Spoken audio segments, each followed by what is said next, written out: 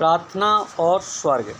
एक रात यहूदी संत जोसिया ने सपने में देखा कि वह स्वर्ग पहुंच गई है। सुंदर वृक्षों और फूलों से स्वर्ग सुशोभित है। जोसिया ने देखा कि वहां ध्यान और प्रार्थना के बहुत से मंदिर बने हुए हैं, जहां सैकड़ों संत प्रार्थना कर रहे हैं। जोसिया को आश्चर्य हुआ कि स्वर्ग में आकर भी संत प्रार्थना क्यों करते हैं। अब स्वर्ग के बाद में उन्हें क्या पाना है। स्वर्ग जाने के लिए ही तो प्रार्थना की थी। जब स्वर्ग मिल गया तो अब प्रार्थना कैसे। इस सवाल ने जब उसे बहुत ही कुरेदना शुरू किया तो उसने वहीं खड़े एक देवदूत के सामने अपने प्रश्न रखे। देवदूत ने जोसिया को समझाया कि इन संतों ने स्वर्ग पाने के लिए प्रार्थना नहीं की थी, ईश्वर से एक तान होने के लिए प्रार्थना मग्न हुए थे।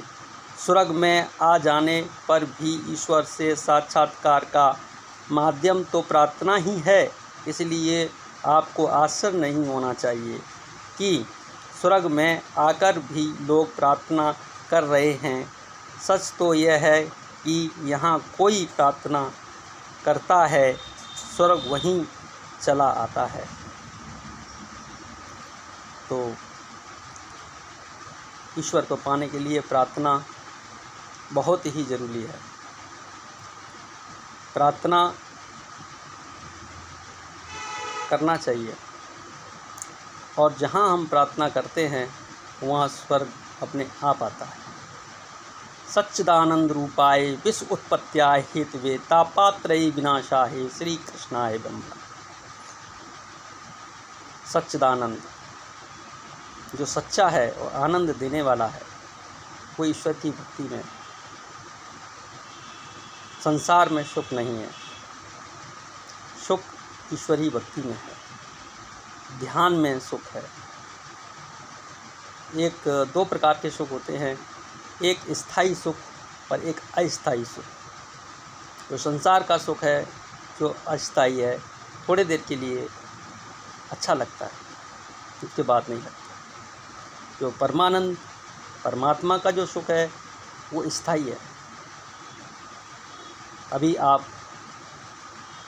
1 करोड़ रुपए की कार में बैठिए और 2-3 घंटे बैठने के बाद में आपको ऐसा लगेगा कि ये अब थक गए, अब बहुत है, अब जाके तक कुछ रेस्ट होना चाहिए। तो वहाँ भी वो सुख स्थायी नहीं। जब आप भक्ति करते हैं, ध्यान वाली भक्ति करते हैं, तो आपको 1 घंटे 2 घंटे 3 घंटे आप भक्ति करते हो तो आपको ऐसा लगता है कि ये तो बहुत कम समय है। अभी 10 मिनट हुई होंगी। जब 2 घंटे की भक्ति होती है, ध्यान लग जाता है, तो आपको ऐसा लगता है कि जैसे 10 मिनट भक्ति की है। और ऐसा परम आनंद आता है कि जिसको बताया नहीं जा सकता। इसलिए सच्चा आनंद ईश्वरी भक्ति में है, ध्यान में है, मेडिटेशन में है। इसलिए आदमी को ध्यान मेडिटेशन का अभ्यास अवश्य करना चाहिए। इससे अपने अंदर की आत्मशक्ति बढ़ती है। आत्मशक्ति बढ़ेगी, सच्चा आनंद मिलेगा।